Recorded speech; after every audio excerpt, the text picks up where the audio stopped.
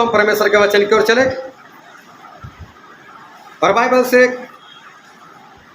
भजन संहिता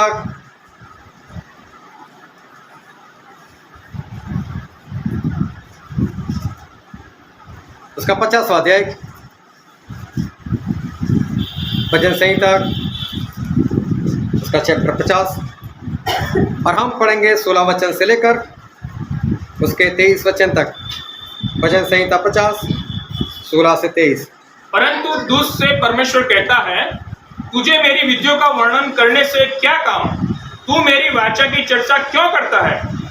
तू तो शिक्षा से बैर करता और मेरे वचनों को तुच्छ जानता है।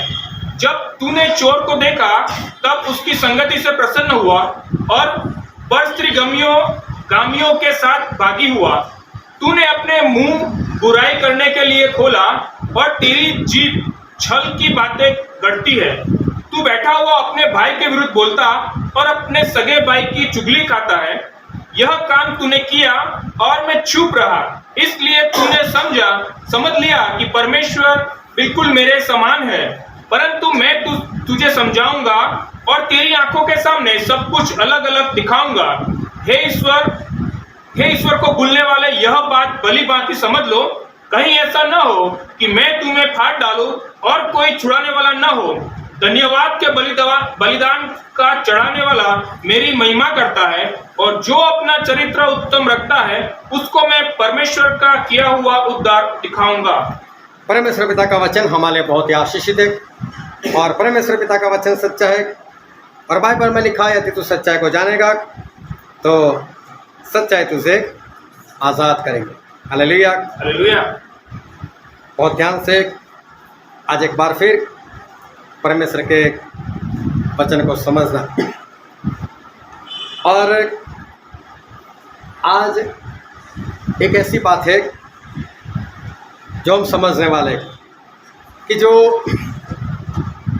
समझो कि एक अनहोनी जैसी बात है, और आप में से किसी एक को मैं एक सवाल पूछना चाहता हूँ, और मेरा इरादा है महेंद्र भाई अगर आप आगे आ जाओ तो अच्छी बात।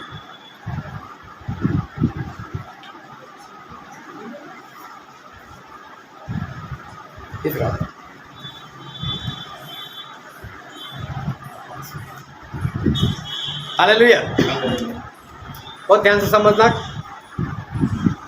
महेंद्र भाई से मैं एक सवाल करना चाहता हूँ और आपके दिल में जो है वही बता रहा। समझ लो एक 8 साल की लड़की, उसके ऊपर 4 लोगों ने रैप कर दिया, बुरी तरह से उसको निचोड़ डाला, और इस कारण से उसी रात लड़की मर गई। और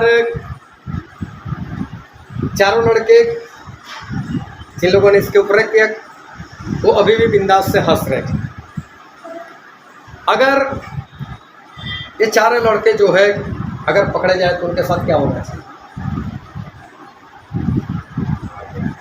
जोर से यहाँ आवाज आनी चाहिए। मार देना चाहिए, जान से। जान से। ओके,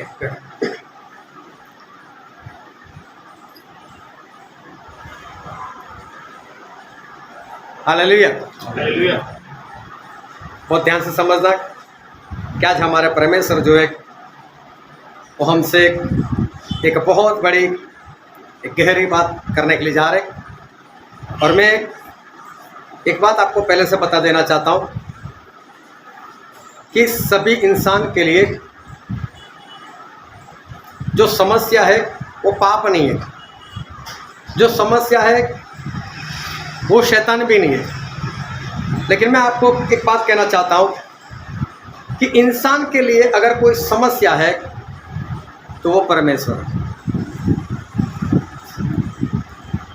बोलने में गलती नहीं हुई, बस आप अपना ध्यान बनाए रखोगे तो पता चलेगा कि इंसान के लिए अगर समस्या कोई है, ना पाप है ना शैतान है, लेकिन इंसान के लिए समस्या खुद परमेश्वर है। हमारे परमेश्वर वो हमारे सृजनहार है, हम उनके हाथों की रचना है, और इसलिए हमारे परमेश्वर हमसे बहुत प्रेम करते, हमारे परमेश्वर हमें बहुत चाहते। यूहन्ना 3:16 में लिखा है कि परमेश्वर ने इस जगत से इतना प्रेम किया कि अपना एकलौता बेटा दे दिया, ताकि जो कोई उनके ऊपर विश्वास करे उनका नाश ना हो पर वो अनंत जीवन पाए। परमेश्वर हमसे बहुत प्रेम करते हैं और इसी कारण उन्होंने अपनी जान दे दी। जब वो इंसान बनकर आए और इस धरती पर 33.5 साल रहे, उन्होंने इंसानों की सेवा की। जो अंधे लोग थे उनको आंखें दी, उनको तरस आता था उनके ऊपर। जो लंगड़े थे उनको पैर दिए, उनको चलाने लगे। जो गूंगे थे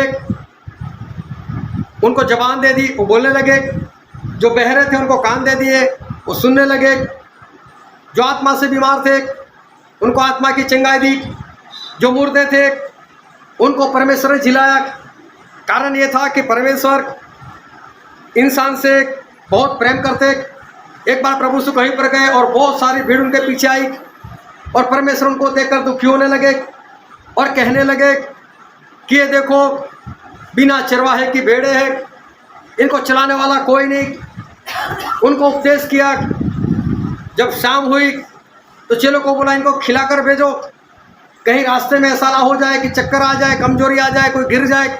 मैं ऐसा नहीं चाहता, सभी को खाना खिलाकर भेजो। देखो परमेश्वर को कितना तरस आता था, सभी लोगों को खाना खिलाया। परमेश्वर ने अपनी ओर से ये सारा काम किया। एक बार प्रभु यीशु के पास कोई एक स्त्री को लेकर आए और कहा कि ये स्त्री व्यभिचार करते हुए पकड़ी गई है, और उस जमाने में ऐसी स्त्री को पत्थर मार मार कर मार दिया जाता था। और उन्होंने प्रभु यीशु से सवाल भी किया कि मूसा ने ऐसा सिखाया है, बाइबल में ऐसा लिखा हुआ है, ये परमेश्वर की ओर से, तू क्या बोलता है? अगर प्रभु यीशु बोलते कि पत्थर मार मार कर मार दो, तो परमेश्वर का काम नहीं था। अगर प्रभु यीशु ऐसा बोलते हैं कि इनको छोड़ दो, तो बाइबल के विरोध की बातें हो रही है। तो प्रभु यीशु ने उस स्त्री को तो बचाना चाहा, और इसलिए प्रभु यीशु स्त्री को कहा, उस भीड़ से कहा कि जिसने कभी पाप ना किया हो वो स्त्री को वो पहली बार पत्थर मारे। और देखो सभी के अंदर पाप था, सभी लोग वहीं से चले गए। एक व्यभिचारी स्त्री जो व्यभिचार करते हुए पकड़ी गई, प्रभु यीशु तो उससे भी प्रेम करते थे और प्रभु यीशु ने उसको भी बचाया। मरियम जिसने प्रभु यीशु के ऊपर इत्र डाला और बहुत महंगा, और वो तो बहुत पापी स्त्री थी, उसका बाप खुद उससे नफरत करता था, लेकिन फिर भी प्रभु से उसका पक्ष लिया। और सिमोन कोढ़ी जो उसका बाप था, उसके साथ बिंदास से बात की कि तेरे से ज़्यादा तो ये मेरे पर प्रेम रखती है। तूने मुझे पानी नहीं दिया, लेकिन अपने आंसुओं से मेरे पैरों को धो रही है, अपने बालों से मेरे पैरों को साफ कर रही है। उन्होंने प्रभु से इस मरियम का पक्ष लिया। जक्कई जिसको लोग बोलते हैं बहुत पापी है, जो चुंगी लेने वाला था, लेकिन प्रभु से उनको सामने से बोला कि जक्कई आज मैं तेरे घर आने वाला हूँ। उनके साथ बैठे, उनके साथ खाया, मालूम नहीं उसको क्या प्रचार किया, और जक्कई जो थे वो भी बचाए गए। कितने हमारे प्रेमी परमेश्वर कितना प्रेम करते, हमारे उन्होंने स्वर्ग को छोड़ दिया। अगर स्वर्ग में चले गए तब आपको पता चलेगा कि स्वर्ग को छोड़ना कितनी मुश्किल बातें थी। स्वर्ग को छोड़कर इस धरती पर आना, कितना सामर्थ्य उनका शरीर, उस शरीर को छोड़कर 5.5-6 फुट का इंसान बनकर इस धरती पर आना कितनी बड़ी बात है। इस मिट्टी वाले रास्ते पर चलना कितनी बड़ी मुश्किल वाली बात है, लेकिन प्रभु से छोड़ा। बोले जो परमेश्वर थे उन्होंने परमेश्वर वाली सारी बातें छोड़ दी, और सारी बातें छोड़कर प्रभु से जो है वो इस धरती पर आए थे। हमारे लिए उन्होंने कितना त्याग किया, हमारे लिए उन्होंने लहू बहाया, हमारे लिए अपने प्राण दे दिया, और फिर भी क्रूस पर ऐसा बोले कि हे पिता इनको क्षमा करो, क्योंकि ये जो लोग करते वो नहीं जानते। क्या कुछ हमारे परमेश्वर ने हमारे साथ नहीं किया। हमारे ऊपर प्रेम, इसलिए परमेश्वर ने कितना कुछ किया है। हालेलुया। इतने महान हमारे परमेश्वर। मूसा कहते हैं कि परमेश्वर आप प्रेमी परमेश्वर हो, आप दयालु हो, आप कृपालु हो। वो परमेश्वर की महिमा करते, यहाँ तक कि यूना नबी, यूना भविष्यवक्ता, उन्होंने भी प्रभु से की जो महिमा की, हम बाइबल में पढ़ते हैं यूना का पुस्तक उसका 4 अध्याय और उसका 2 वचन। और उसने यहोवा से यह कहकर प्रार्थना की, हे यहोवा, हाँ। जब मैं अपने देश में था तब क्या मैं यही बातें न कहता था? इसी कारण मैंने तेरी आज्ञा सुनते ही तार्सीस को भाग जाने के लिए फुर्ती की, क्योंकि मैं जानता था कि तू अनुग्रहकारी है, तू लोगों पर कृपा करता है, हाँ, और दयालु परमेश्वर है। तू दयालु परमेश्वर है। देखो यूनाबी परमेश्वर पिता के बारे में बोल रहे कि हमारे परमेश्वर वो तो अनुग्रह करने वाले, हमारे परमेश्वर कृपा करने वाले परमेश्वर, हमारे परमेश्वर वो तो दयालु परमेश्वर है। फिर भजन संहिता में लिखा है उसका 103 और उसका 3 वचन, वही तो तेरे सब अधर्मों को क्षमा करता। देखो परमेश्वर के बारे में लिखो, तेरे सारे अधर्म चाहे कैसे भी पाप हो, बोलो तेरे सारे अधर्म को क्षमा करने वाले परमेश्वर है, और तेरे सब रोगों को चंगा करता है। और तेरे सब रोगों को चंगा करता है। कितने महान परमेश्वर, कितने प्रेमी परमेश्वर। फिर उसका 8वां वचन पढ़ो, यहोवा दयालु और अनुग्रहकारी, परमेश्वर दयालु है, अनुग्रहकारी है। फिर विलंब से कोप करने वाला, क्रोध करने में बहुत विलंब करते, तुरंत क्रोध नहीं आता उनका, बहुत विलंब से क्रोध करते। फिर और अति करुणामयी है, लेकिन करुणा करने में पहले नंबर पर तुरंत अपनी करुणा बरसाते, ऐसे हमारे परमेश्वर। और आगे पढ़ो 9वां वचन, वह सर्वदा वाद विवाद करता न रहेगा, परमेश्वर हमारे साथ विवाद नहीं करेंगे, चर्चा नहीं करेंगे, न उसका क्रोध सदा के लिए भड़का रहेगा। उनका क्रोध सदा के लिए नहीं भड़का रहेगा। देखो अगर क्रोध करते भी हैं तो बोले परमेश्वर अपना क्रोध तुरंत दूर कर देंगे, वो हमेशा के लिए क्रोध नहीं करेंगे। फिर 10 वचन, उसने हमारे पापों के अनुसार हमारे से व्यवहार नहीं किया, परमेश्वर ने हमारे पापों के अनुसार हमारे साथ व्यवहार नहीं किया। अगर ऐसा किया होता हम कब से खत्म हो गए होते। लेकिन कितना अनुग्रह, कितनी कृपा हमारे परमेश्वर में छुपी हुई है। फिर और ना हमारे अधर्म के कामों के अनुसार हमको बदला दिया है, और हमारे जो पाप है उसके अनुसार तो बदला भी नहीं दिया हमारे परमेश्वर ने। Hallelujah, hallelujah. ऐसे हमारे परमेश्वर पे 14 वचन पढ़ो तो उसका,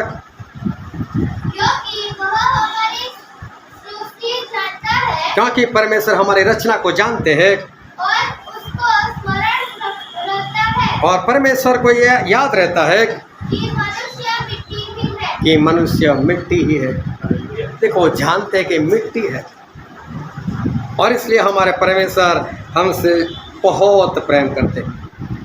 हम सभी ने इस परमेश्वर का अनुभव किया है। ये सारी बातें जो हमने पढ़ी, उस सारी बातों का भी हमने अनुभव किया है। हम हमारे परमेश्वर को बहुत अच्छे से जानते हैं। कई लोग जो है, और मैं तो बोलता हूँ ज़्यादातर जो लोग हैं मसीह लोग, उनको एक सवाल होता है, और उनका सवाल ये होता है कि क्या परमेश्वर सच में सभी का न्याय भी करेंगे? क्या परमेश्वर सही में न्याय करेंगे? क्या परमेश्वर सही में लोगों को दंड भी देंगे? इतने प्रेमी परमेश्वर, इतने अनुग्रहकारी परमेश्वर, क्या हमारे परमेश्वर क्या किसी को नरक में भी डाल सकते? कितना भयानक नरक है! क्या हमारे परमेश्वर ये काम जो है वो कर सकते? मैं तो मानता हूँ कि सही में ऐसा सवाल होना ही नहीं चाहिए। ऐसा सवाल किसी को होना नहीं चाहिए। क्यों? क्योंकि कई लोग जो है उनको परमेश्वर की जो पवित्रता है, उस पवित्रता के बारे में लोगों को पता नहीं है। ये सवाल होता है, मैं तो ऐसा मानता हूँ कि नहीं होना चाहिए, लेकिन सवाल होता है। उसका कारण ये है कि आज परमेश्वर के प्रेम के ऊपर प्रचार किया जाता है, लेकिन परमेश्वर की पवित्रता के ऊपर प्रचार नहीं किया जाता है। परमेश्वर के अनुग्रह के ऊपर, उनके कृपा के ऊपर प्रचार किया जाता है, लेकिन परमेश्वर की जो पवित्रता है, उस पवित्रता के ऊपर प्रचार बहुत कम होता है। इतना ही नहीं, सुनने वाले भी, उनको भी कृपा दिखाई देती है, प्रेम दिखाई देता है, इसके ऊपर सुनना भी है, लेकिन परमेश्वर की जो पवित्रता है वो कई लोग जो है वो सुनना नहीं चाहते। कई लोग परमेश्वर के न्याय के बारे में सुनना पसंद नहीं करते। उनको ऐसा है कि नहीं, हमें तो परमेश्वर के प्रेम के बारे में जानना है। इतना ही नहीं, ये बाइबल तो पूरा हमारे पास है, लेकिन कई लोग तो परमेश्वर की पवित्रता, परमेश्वर का दंड, जो नरक बना है वो, परमेश्वर का न्याय, उसके बारे में तो कई लोग पढ़ना भी नहीं चाहते। आप ज़्यादातर देखना और लोगों को सवाल करना, ज़्यादातर लोगों ने आज तक प्रकाशित वाक्य नहीं पढ़ा हुआ है, नहीं पढ़ते वो लोग। दंड न्याय जो है वो लोग पढ़ना ही नहीं चाहते। ज़्यादा प्रचारक भी यही करते हैं कि प्रेम का प्रचार वो करते रहते। मैं जानता हूँ कि हमारे परमेश्वर प्रेम है, प्रेम पर प्रचार होना भी चाहिए।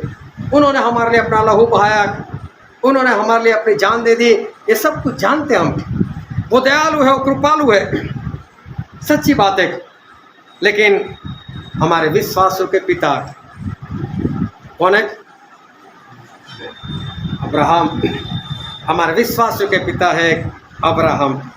और उनको देखो, उन्होंने इसहाक की बलि दी। हालेलुया। उन्होंने इसहाक की बलि दी। और उत्पत्ति में ऐसा लिखा, उत्पत्ति इसका 22वां अध्याय उसका 5वां वचन। और उसने अपने सेवकों से कहा, गधे के पास यहीं ठहरे रहो। अब्राहम ने अपने दासों से ऐसा कहा, आप यहीं पर ठहरे रहो। यदि लड़का और मैं वहां तक जाकर और दंडवत करके फिर तुम्हारे पास लौट आऊंगा। अब्राहम ने ऐसा कहा कि हम वहां पर ऊपर जाते हैं और परमेश्वर को दंडवत कर कर हम वापस आते हैं। इसका इंग्लिश भी पढ़ लो गुरु।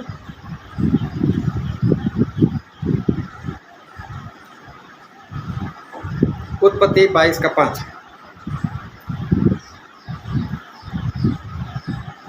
And Abraham said unto his young man, Abide ye here with the ass, and I and the lad will go younger and worship and come again to you.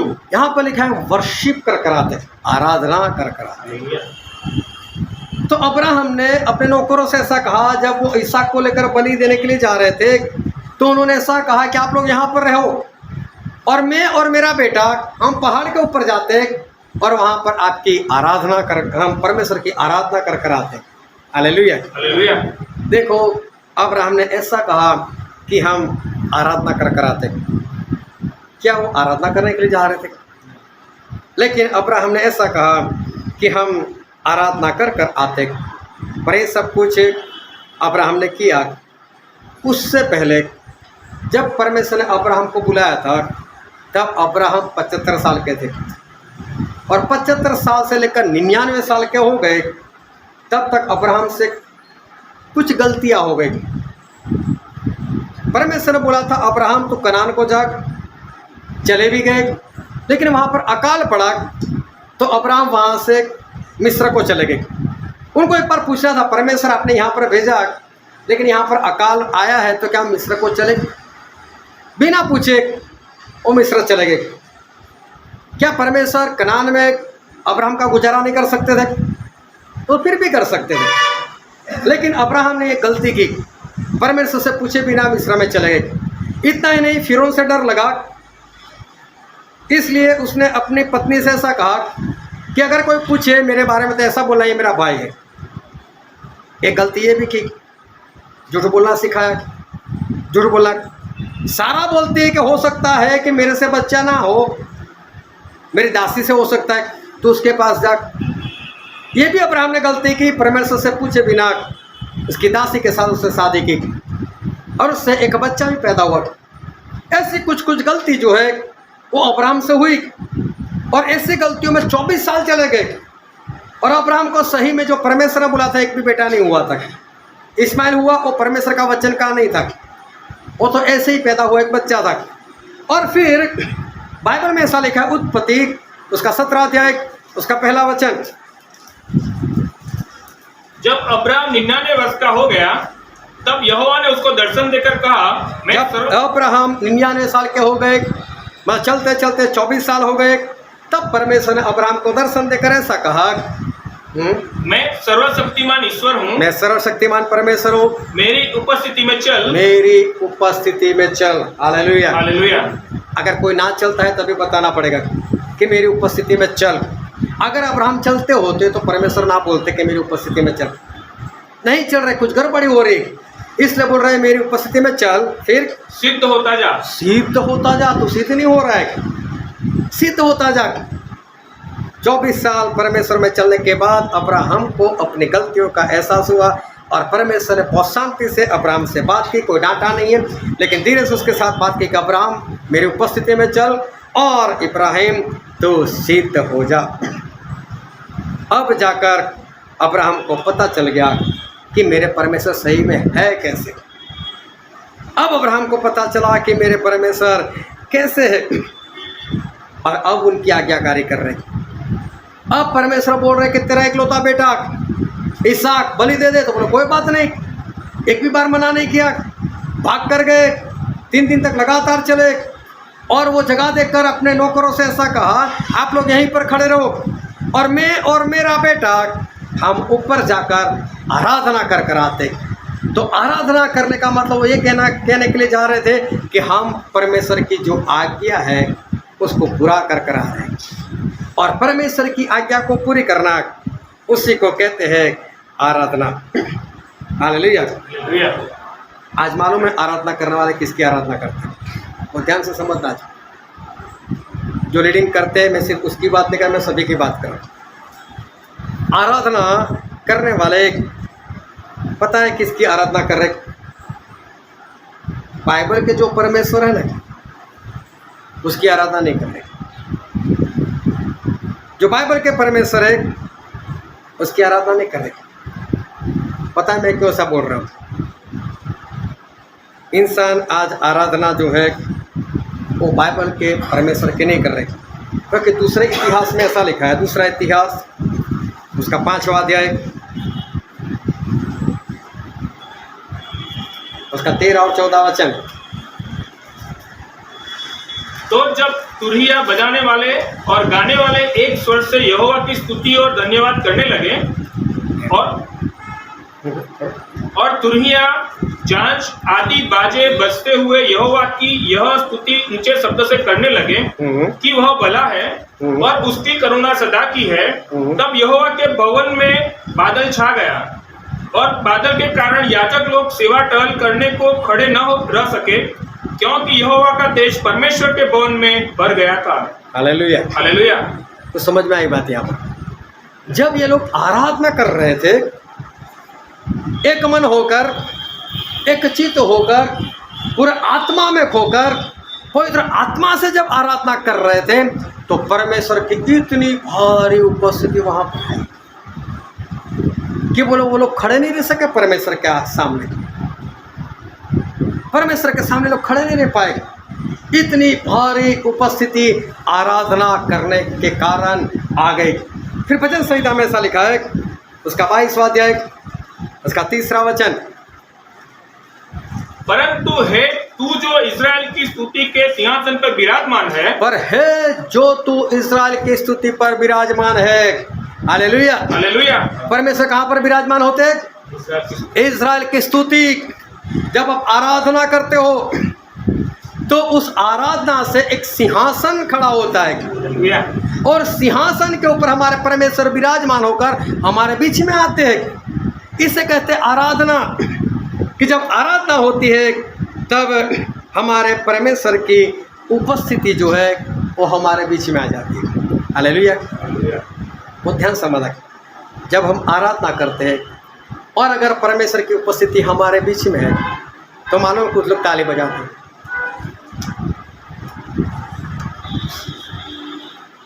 ये कौन से परमेश्वर की आराधना कर रहा है बताओ? क्या बाइबल के परमेश्वर की? नहीं, ये बाइबल के परमेश्वर की आराधना नहीं। कोई तो इधर देखता है, इधर देखता है। ये क्या बाइबल के परमेश्वर की आराधना कर रहे हैं? कल को डांस करते करते एक दूसरे को बताते तू कैसा करता है, मैं नचाते एक दूसरे को। परमेश्वर की उपस्थिति नहीं है क्या? तो कौन से परमेश्वर की आराधना करते हैं? इसलिए मैं कहता हूं कि बाइबल के परमेश्वर की आराधना नहीं है, पर इंसान ने अपने दिल से जिस परमेश्वर को परमेश्वर माना है, बाइबल के परमेश्वर की बात नहीं, जीवित परमेश्वर की भी बात नहीं, लेकिन इंसान ने खुद के दिल से जिस परमेश्वर की छवि को तैयार किया है, जिस परमेश्वर की तस्वीर को तैयार किया है, वो उस परमेश्वर की आराधना करता है। ऐसे करने वाले जो इस तरह से जीवन जीते, इस तरह से परमेश्वर की उपस्थिति में बैठते, वो सही में वो उपस्थिति वाले परमेश्वर को नहीं मानते, वो किसी और की आराधना करते। हमारे परमेश्वर जिन्होंने हमको बनाया, उसकी आराधना नहीं, लेकिन वो परमेश्वर जिसको इंसान ने खुद बनाया है, वो उसकी आराधना करते हैं। उनकी सोच ऐसी है कि जैसे मैं सोचता हूँ, मेरा परमेश्वर भी वैसा ही है। जैसा मैंने सोचा, ऐसा मेरा परमेश्वर। हालेलुया। और ध्यान से समझना, ये पाप है, इसे पाप कहते हैं। और मालूम है पाप क्या है? परमेश्वर ने व्यभिचारी स्त्री को बचा लिया, उसको बचा लिया, मतलब उसके ऊपर प्रेम तो था ना, और उसको बचाया। लोगों ने भी बोला कि हमने इसको व्यभिचार करते हुए पकड़ा है, झूठ नहीं बोल रहे थे। प्रभु ने बाद में उसको पूछा कि हे स्त्री, क्या तुझे किसी ने दोषी नहीं ठहराया? तो बोलते नहीं, अभी सही में सभी लोग दोषी ठहरा चुके थे। प्रभु से बोलते जा, मैं भी तेरे ऊपर कोई दोष नहीं लगा रहा है। तो परमेश्वर उसको पापों को क्षमा किया। लेकिन परमेश्वर स्त्री से एक बात की, और हम बाइबल में पढ़ते हैं, यूहन्ना उसका 8वां अध्याय उसका 11वां वचन। उसने कहा, हे प्रभु, किसी ने नहीं। यीशु ने कहा, प्रभु ने स्त्री से ऐसा कहा, मैं भी तुझ पर दंड की आज्ञा नहीं देता। मैं भी तुझ पर दंड की आज्ञा नहीं देता। जा और फिर पाप न कर। और फिर पाप ना कर। तो इसके पहले क्या परमेश्वर की मर्जी थी तू पाप कर? आज तक तू मुझे नहीं जानती थी, आज तक तूने तेरे परमेश्वर को नहीं पहचाना था, आज तक तुझे वचन नहीं मालूम था, और इसलिए हे स्त्री, तूने जो कुछ किया, मैं तुझे दोषी नहीं ठहराता, मैं तेरे पापों को पापों नहीं मानता, मैं तुझे आज़ाद कर रहा हूँ, मैं तुझे छोड़ रहा हूँ, मैं तेरे ऊपर कोई दंडाज्ञा नहीं, क्योंकि आज तक तूने जो किया वो मेरी निगाह में अब पाप नहीं है। लेकिन अब तूने मुझे जान लिया ना, अब वचन को पता चल गया कि व्यभिचार करना गुनाह है, अब मत करना, अब मत करना, अब पाप है। देखो परमेश्वर किसको पाप कहते हैं? जब तक इंसान जानता नहीं, समझता नहीं, उसने परमेश्वर को नहीं जाना, उसने परमेश्वर के वचन को नहीं जाना, तब तक वो जो भी करता है वो ना समझे, करता है पापी। लेकिन कोई बात नहीं, परमेश्वर बोले मैं क्षमा कर दूंगा, चाहे कितना भी बड़ा हो। लेकिन एक बार क्षमा किया, तूने जान लिया तेरा परमेश्वर कौन है, तूने ये जान लिया तेरे परमेश्वर कैसे, तुझे ये पता चल गया कि वचन क्या कहता है, तब समझ ले अब पाप मत करना। जानकर जो इंसान करता है वो पाप है। 38 साल से जो बीमार था, प्रभु उसको चंगाई दी, वो चंगा होकर भाग गया। प्रभु उसको फिर से मिले, और प्रभु उसको क्या कहा? यूहन्ना उसका 5वां अध्याय उसका 14वां वचन। इन बातों के बाद वह यीशु को मंदिर में मिला। यीशु ने उससे कहा, देख तू चंगा हो गया है, फिर से पाप मत करना। फिर से पाप मत करना। आज तक जो हो गया तेरे से सब क्षमा, सब माफ। तू नहीं जानता था मुझे मैं कौन हूँ, उसको पूछा गया था यीशु कौन है, बोले मैं नहीं जानता, लेकिन अब तूने मुझे जान लिया, अब तूने मेरे वचन को जान लिया, अब तुझे पता चल गया मैं कैसा हूँ। तो परमेश्वर बोलते हैं अब से पाप मत करना। एक बार वचन जान लिया, परमेश्वर को जान लिया, तो अब जो जानकर आप करते हो कि मेरे परमेश्वर कैसे, फिर भी आप गलत करते हो, फिर भी वचन के विरोध की बातें करते हो, तो समझ लेना ये पाप है। परमेश्वर इससे कहते हैं कि पाप है। समझ गए पाप का मतलब? आपको मालूम है कि ऐसा वचन में लिखा है, आपको ये भी मालूम मेरे परमेश्वर को नहीं पसंद, फिर भी आप कर रहे हो, और इसको परमेश्वर कहते हैं कि ये पाप है। और पाप जो है ना वो बहुत भयानक है। पाप बहुत भयानक है, क्योंकि अय्यूब की पुस्तक में ऐसा लिखा है, अय्यूब का पुस्तक उसका 38वां अध्याय 38 उसका 11 वचन, यहीं तक आ और आगे न बढ़, और तेरी उमंडने वाली लहरें यहीं थम जाए। हाँ, परमेश्वर ने ये समुंदर से ऐसा कहा था, ए समुंदर तू चाहे कितना भी बड़ा हो, लेकिन देखो कभी भी बाढ़ आ जाए तो आप है ना रेती रख देना बीच में, ताकि पानी आपके घर में ना आए। क्या ऐसा हो सकता है कि रेती रखने से पानी आपके घर में ना आए? नहीं हो सकता। समुद्र में कितना पानी, इतना तक आपके घर में नहीं आए। मालूम है परमेश्वर चारों ओर क्या रखा है? रेती को रखा, रेत को रखा है। और परमेश्वर ने क्या बोला? हे समुंदर तेरी लहर चाहे कितनी भी उठे, इससे बाहर नहीं आना, ये तेरी लिमिट है। उसको बता दे तेरी लिमिट है। और देखो समुद्र वहां से बाहर नहीं आता है। ऐसा ही पढ़ा है ना हमने। समुंदर ने परमेश्वर सुना, समुंदर मानता है, आज्ञाकारी करता है। इसका मतलब समुंदर परमेश्वर की आराधना कर रहा है, आज्ञा मानता है। इसका मतलब समुंदर जो है वो परमेश्वर की आराधना कर रहा है। फिर भजन संहिता में ऐसा लिखा है, उसका 148 148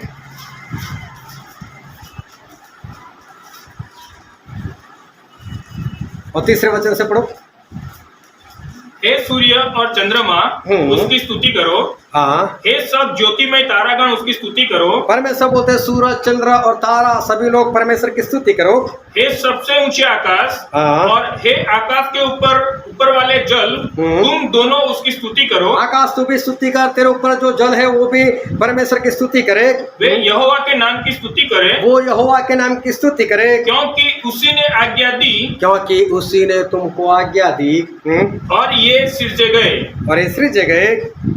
और उसने उनको सदा सर्वदा के लिए स्थिर किया है। और परमेश्वर ने ये सूरज चंद्र तारा को स्थिर किया है और ऐसी विधि ठहराई है, और उनको ऐसी विधि दी है जो टलने की नहीं, जो टलने की नहीं। परमेश्वर ने इनको भी आज्ञा दी है। Hallelujah, hallelujah. सूरज चांद सितारे, ये देखो परमेश्वर की आज्ञा मानते हैं, तभी तो अपनी जगह पर स्थिर है। Hallelujah, hallelujah. तो इसका मतलब ये भी तो आराधना कर रहे हैं, आज्ञा कार्य कर रहे हैं, और ये भी तो परमेश्वर की आराधना कर रहे हैं। देखो पेड़ को भी बोला है, शुरुआत में परमेश्वर जमीन को बोला था, तेरे अंदर जो बीज है वो सारे पेड़ पौधे तू उगा, और पेड़ पौधे आ गए। देखो परमेश्वर ने सभी जो पेड़ है ना उसको बोलकर रखा है, तुझे कौन सा फल देना है।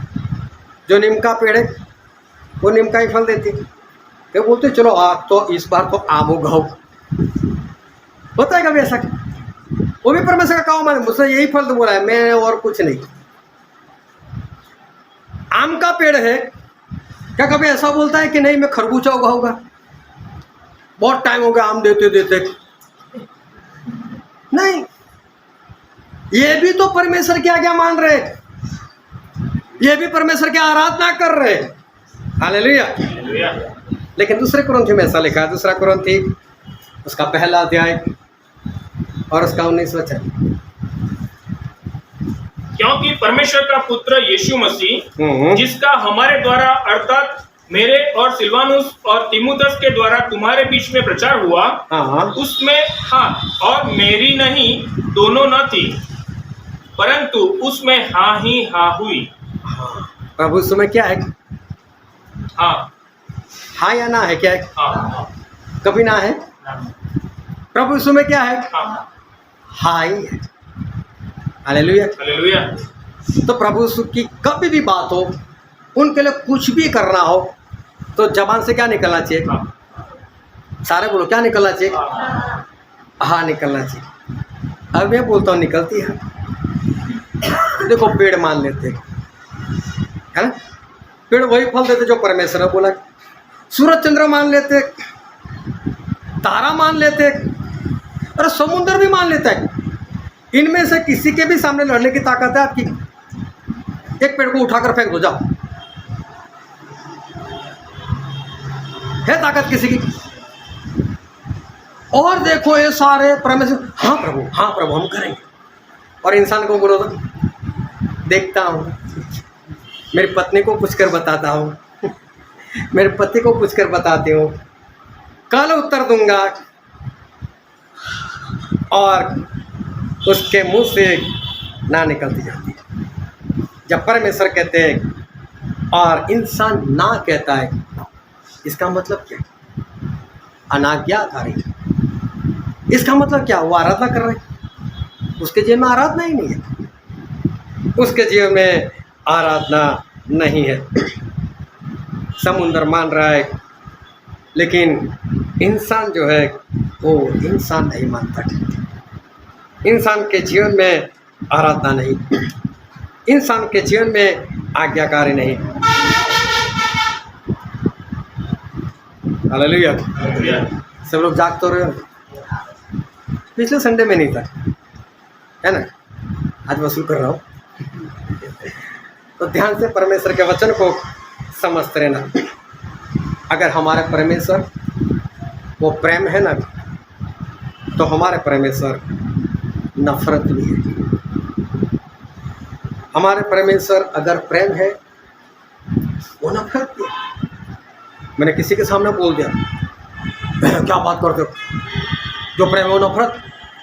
और मैं बाइबल से आपको बता देता हूँ, ऐसा है ही नहीं। और सच में उसने बाइबल से बता दिया। हम भी पढ़ लेते उसको। याकूब की पत्री, इसका 3रा अध्याय और 10 और 11 वचन। एक ही मुंह से धन्यवाद और श्राप दोनों निकलते हैं। हे मेरे भाइयों, ऐसा नहीं होना चाहिए। हाँ, मैं 2 तरह की बातें जबान में नहीं होनी चाहिए। हाँ, पढ़ो। क्या सोते के एक ही मुंह से मीठा और खारा जल दोनों निकलते हैं? परमेश्वर ने जो झरना बनाया है, क्या वो झरने में से खारा और मीठा दोनों पानी निकलता है? कभी कभी खारा दे और कभी कभी मीठा। परमेश्वर ये कहना चाहते, हमको सवाल नहीं करते। वो ये कहना चाहिए ऐसा कभी नहीं हो सकता। परमेश्वर ने झरना मीठा बनाया तो मीठा ही पानी देगा, खारा है तो खारा ही देगा, दोनों पानी बारी बारी से नहीं देगा। फिर आगे, हे मेरे भाइयों, क्या अंजीर के पेड़ में जैतून, क्या अंजीर का पेड़ कभी जैतून का फल दे सकता है? बोले ऐसा कभी नहीं हो सकता। फिर या दाख की लता में अंजीर लग सकते हैं? क्या दाख की लता में अंजीर लग सकते हैं? बोले ऐसा कभी नहीं हो सकता। वैसे ही खारे सोत से मीठा पानी नहीं निकल सकता। इसी तरह से जो खारा होता है उसमें से मीठा पानी कभी नहीं निकल सकता। परमेश्वर का वचन ये कहना चाहते हैं कि मैंने जो रचना की है, वो रचना भी अपना स्वभाव नहीं बदलती। तो क्या परमेश्वर अपना स्वभाव बदल दे? क्या परमेश्वर में 2 बातें हो सकती है? क्या परमेश्वर प्रेम है तो क्या नफरत भी है? ये भाई साहब बोल रहे नहीं, ये बाइबल में लिखा हुआ है कि परमेश्वर अपना स्वभाव जो है वो कभी नहीं बदलते। सही में परमेश्वर में कोई 2 बात नहीं है, 2 तरह के स्वभाव है ही नहीं। लेकिन 2 बातें जो है उसको सिर्फ हमें समझना है कि परमेश्वर हमें क्या कहना चाहते हैं। अभी जितने भी शादीशुदा है वो ध्यान से सुने, और जो शादीशुदा नहीं है वो ज़्यादा ध्यान से सुने। अगर जितने पति लोगों को मैं बोल रहा हूँ, अगर आप अपनी पत्नी से प्रेम करते हो, हाँ या ना? हाथ उठा दो तो कितने लोग अपनी पत्नी से प्रेम करते हैं? सोचो, अगर आप अपनी पत्नी से प्रेम करते हो ना, तो आप नफरत भी करते हो नफरत।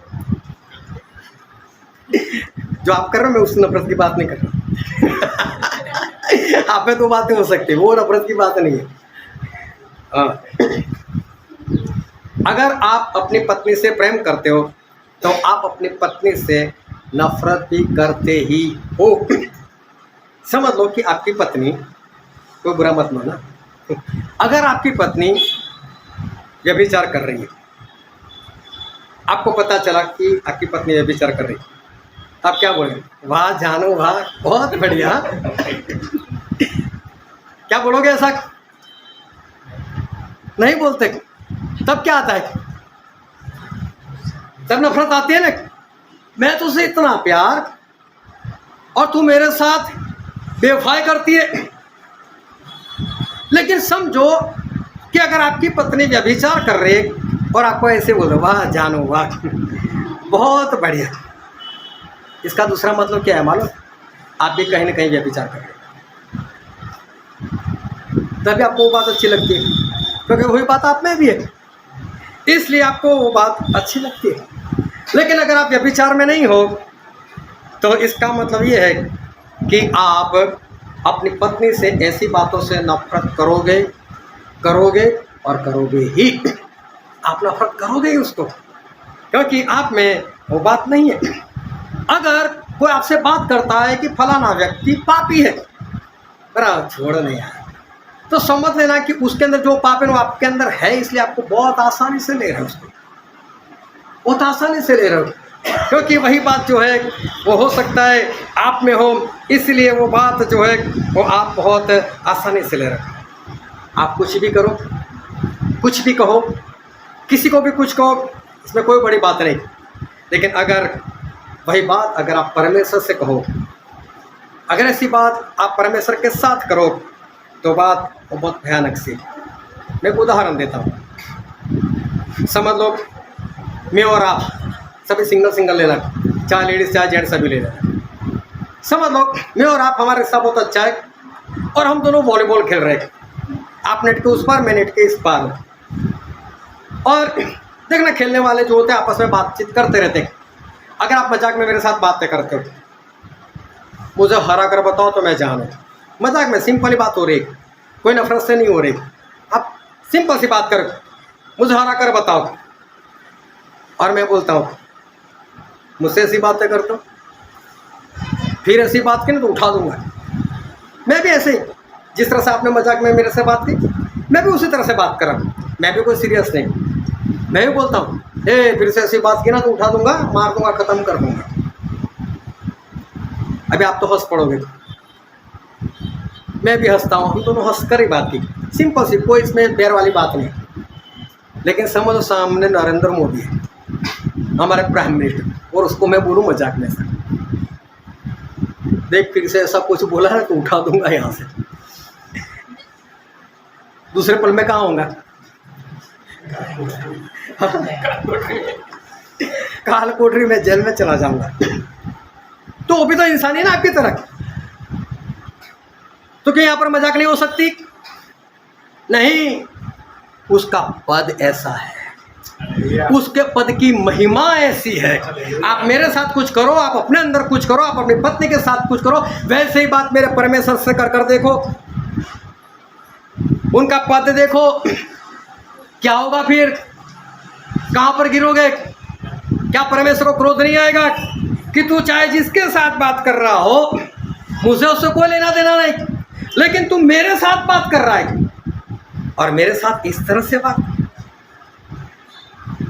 कई लोग नहीं समझ, नहीं, हमारा परमेश्वर जो है ना, वो तो पापी से बहुत प्रेम करते और पाप से नफरत करते।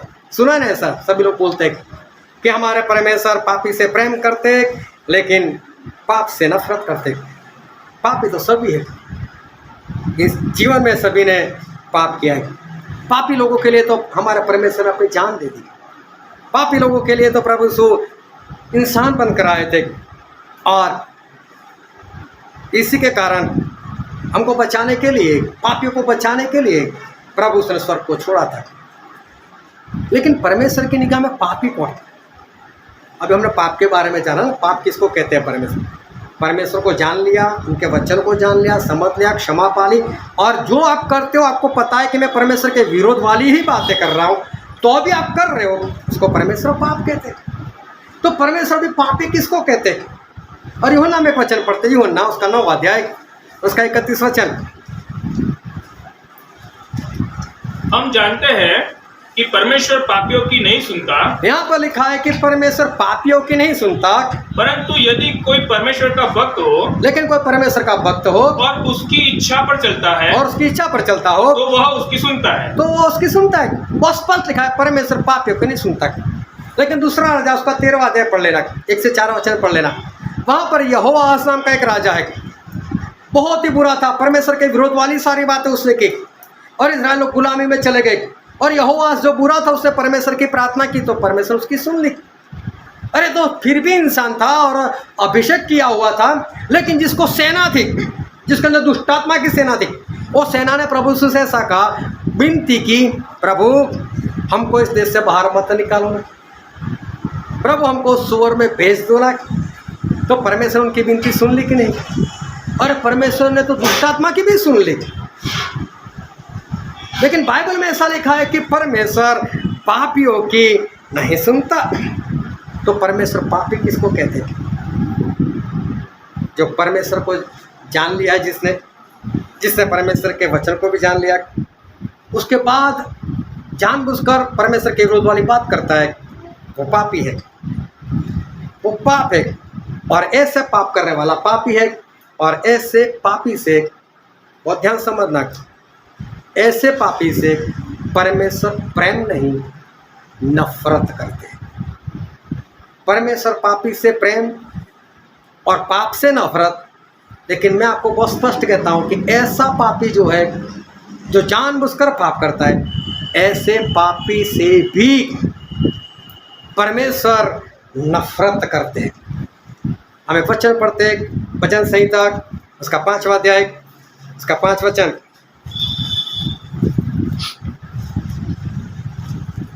घमंडी तेरे सम्मुख खड़े होने न पाएंगे, तुझे सब अनर्थकारियों से घृणा है। तुझे सर्व अनर्थकारियों से घृणा है। अनर्थकारियों से, जो अनर्थ काम करता है उसकी बात कर रहे हैं। जो पापी उनकी, उनसे क्या है परमेश्वर को? घृणा। देखो, पाप की बात नहीं की यहाँ पर, पढ़ो एक बार फिर से। घमंडी तेरे सन्मुख खड़े हो न पाएंगे, तुझे सब अनर्थकारियों से घृणा है। जो अनर्थ के काम करता है उन सभी से तुझे घृणा है। हमारे परमेश्वर अगर प्रेम करते हैं तो नफरत भी करते हैं, ध्यान में रखना। अगर जब आप जानबूझकर पाप करते हो, परमेश्वर के वचन को जानकर पाप करते हो, तो परमेश्वर आपसे प्रेम नहीं कर रहे, तो परमेश्वर को क्या करते हैं? घृणा करते हैं। तो परमेश्वर आपसे नफरत करते हैं। मैंने शुरू में एक छोटा सा डेमो किया, मैंने महेंद्र भाई को आगे बुलाया। एक छोटी सी मैंने बात की, एक 8 साल की बच्ची, अगर उसके ऊपर 4 लोगों ने रैप कर दिया, वो खत्म हो गई हो। इतना घृणित काम करने के बाद भी वो हंस रहे हो। और मैंने महेंद्र भाई से ऐसा कहा कि अगर आपके हाथ में हो ऐसे लोगों को क्या करना चाहिए? और महेंद्र भाई ने क्या बोला? इनको मार देना चाहिए। हाँ? क्या बोला? इनको मार देना चाहिए। क्यों? इतना घिनौना काम, इतना घिनौना काम। अभी सोचो, सभी इंसान में पाप तो है ही। चाहे महेंद्र भाई ने उत्तर दिया, उनमें भी पाप तो है ही है। अगर एक पापी इंसान जिसके अंदर पाप है, अगर उसको इतना क्रोध आता है इस काम से, तो सोचो मेरे परमेश्वर को कितना क्रोध आएगा। जिसके अंदर पाप है, अगर उसको इतना क्रोध आता है घृणित काम से, तो सोचो जो परमेश्वर है, जो पवित्र है, उनको कितना क्रोध आएगा। कई लोग होते मानते नहीं, परमेश्वर तो बहुत भले हैं। एक वचन भी पढ़ लेते हैं, भजन संहिता उसका 34वां अध्याय, उसका 8वां वचन।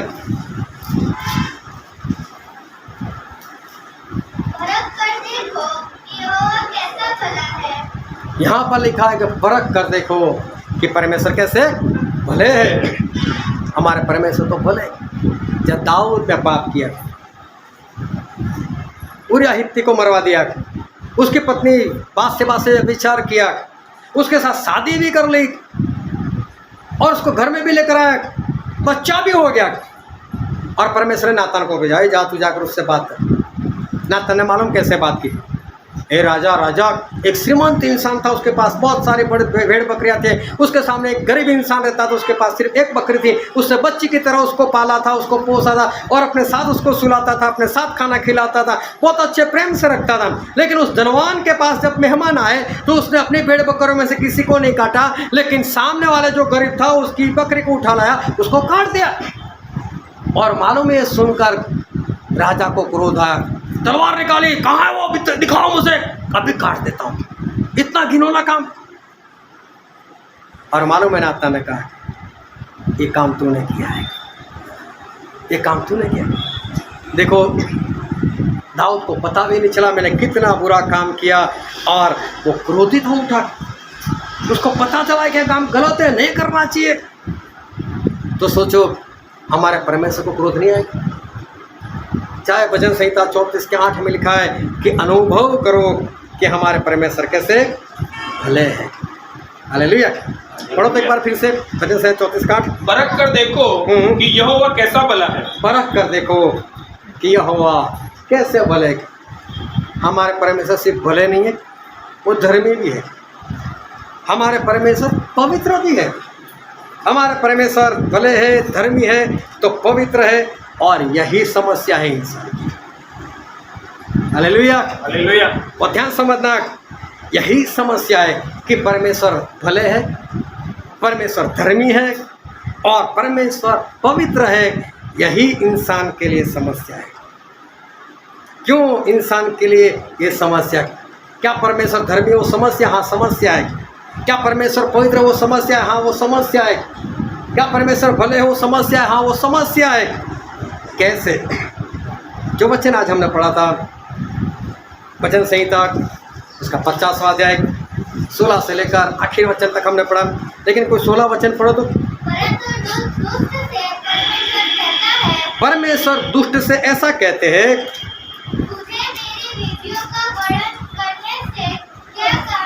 तुझे मेरी विधियों का वर्णन करने से क्या फायदा? दुष्ट से कहते हैं, बोले तू मेरे वचन को प्रकट मत कर। जो दुष्ट है परमेश्वर बोलते तू मेरे वचन को पुकार भी मत, उसकी चर्चा भी मत कर, किसी के सामने मेरे बारे में बता भी नहीं। फिर तू मेरे वाचा की चर्चा क्यों करता है? तू दुष्ट है, तू खुद नहीं मानता, तू लोगों को क्यों बताता है? फिर तू तो शिक्षा से बैर करता है, और तू तो मेरे वचनों को तुच्छ जानता है। बहुत ध्यान से समझना है, जब तूने चोर को देखा तब तू चोर की संगति से प्रसन्न हुआ। जब चोर आया तूने उसको सम्मति दी, उसके साथ रहकर तू खुश था। फिर तू तो व्यभिचारियों के साथ बैठता रहा, तू भी व्यभिचार में डूबा रहा। फिर तूने अपना मुंह बुराई करने के लिए, गालियां बोलने के लिए, निंदा करने के लिए तूने खोला, और तेरी जीभ जो है कपट की बातें कर रही है। तू अपने भाई के विरोध में बातें करता है, और तू अपने सगे भाई की चुगली करता है। देखो परमेश्वर दुष्ट को क्या कहते हैं? सारे काम तेरे अंदर है, ऐसे सारे काम तेरे अंदर, तू ऐसे ऐसे काम करता है। फिर यह काम तूने किया और मैं चुप रहा, और तूने ऐसा समझ लिया मैं भी तेरे जैसा हूँ। इतना काम किया तूने, मेरी निंदा की, तेरा चाल चलन सही नहीं, फिर भी तूने मेरे वचन को प्रकट किया, तेरे अंदर ऐसी कोई बात नहीं, फिर भी तू निंदा करता रहा, तेरे भाई के विरुद्ध में चुगली करता रहा, तूने ये किया, तूने वो किया, तू चोर के साथ रहा, तू व्यभिचारियों के साथ रहा, तूने व्यभिचार किया। परमेश्वर बोलते लेकिन फिर भी मैं चुप रहा, अब तक मैं कुछ नहीं बोला। और तूने क्या समझा कि परमेश्वर किसके जैसे? परमेश्वर किसके जैसे? उसने ऐसा समझा कि परमेश्वर मेरे जैसे है।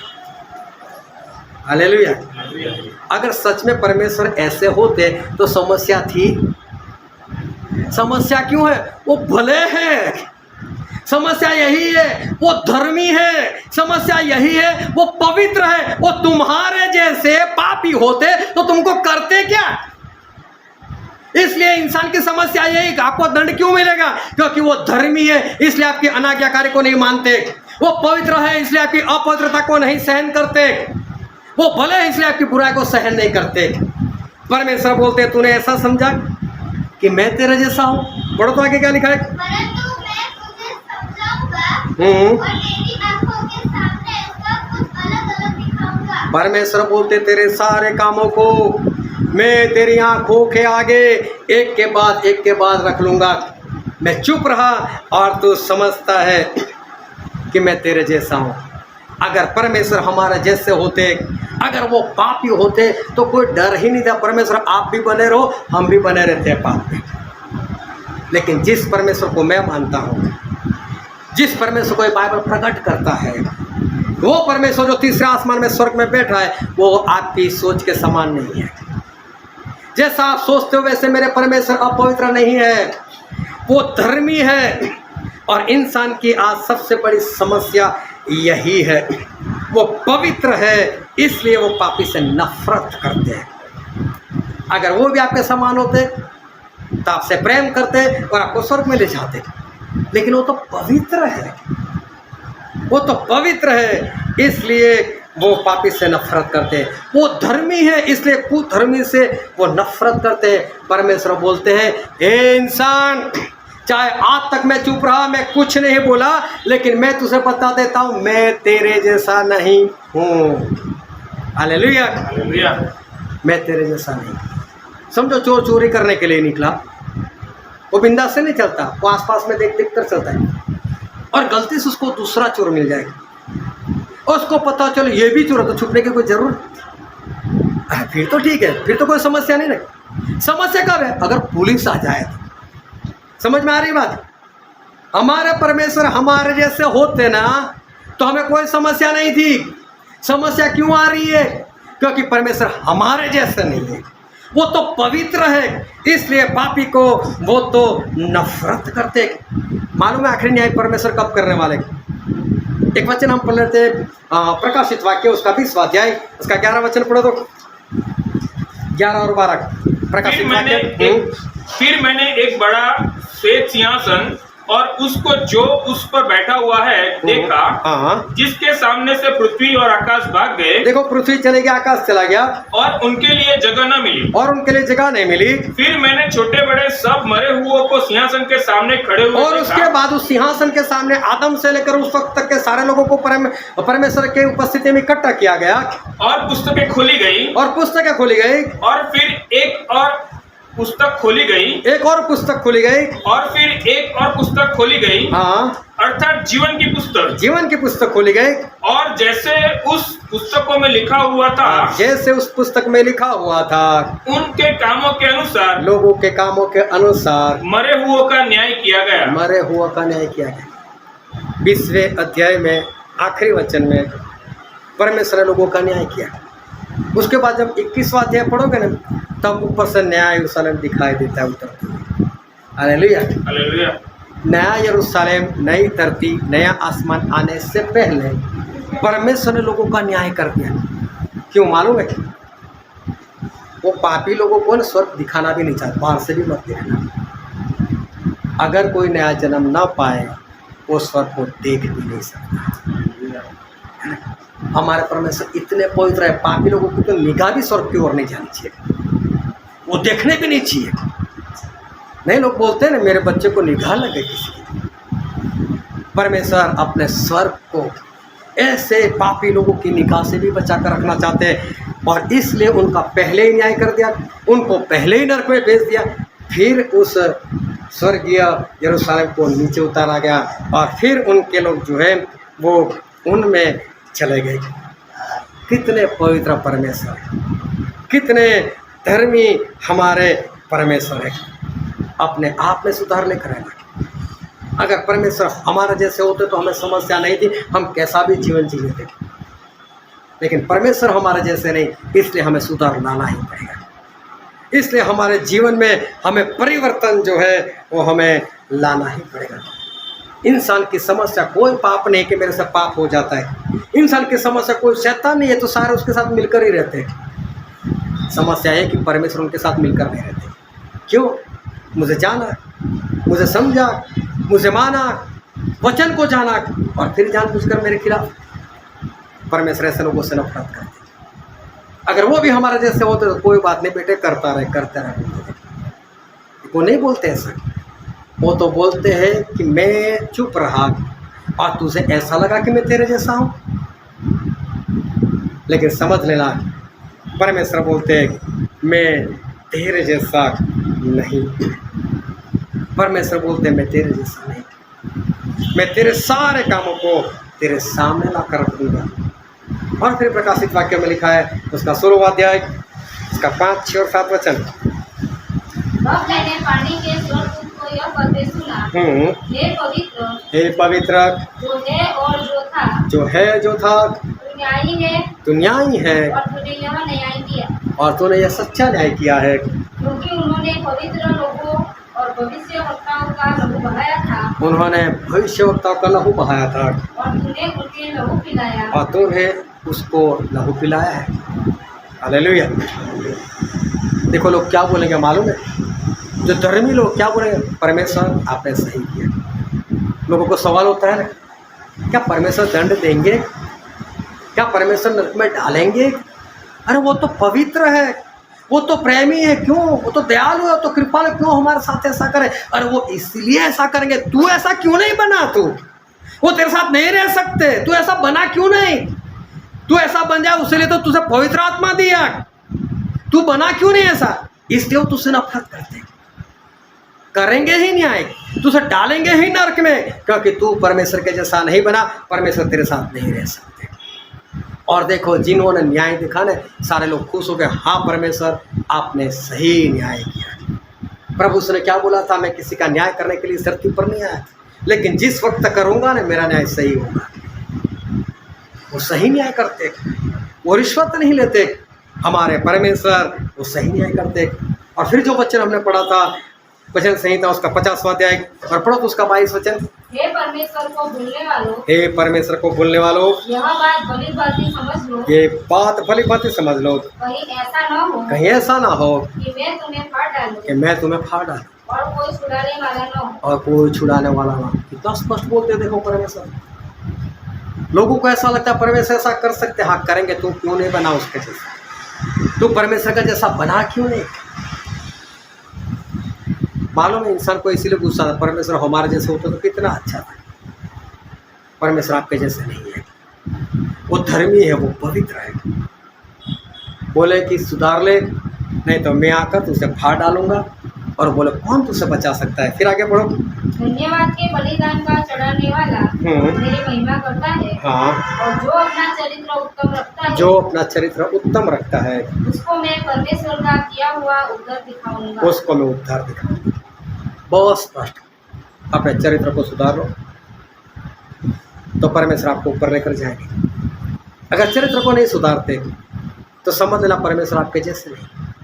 अगर वो हमारे जैसे होते तो हो सकता था हमें कोई दंड देने वाला नहीं था, लेकिन हमारे परमेश्वर पवित्र है, वो धर्मी है। हमारे परमेश्वर भले है, इसलिए बुराई को नहीं देख सकते। हमारे परमेश्वर पवित्र है, इसलिए पापी को घृणा करते। हमारे परमेश्वर धर्मी है, इसलिए कुधर्मी को नफरत करते। आज इंसान को यही समस्या लग रही, परमेश्वर ये क्यों चाहते, परमेश्वर वो क्यों चाहते? अरे वो ऐसे है, लेकिन तुझे भी तो बचाने के लिए अपना आत्मा दे रहे, तुझे भी तो अपने लहू से शुद्ध किया है, मानता क्यों नहीं? अपने चरित्र को सुधार ले ताकि तू बचा जाए।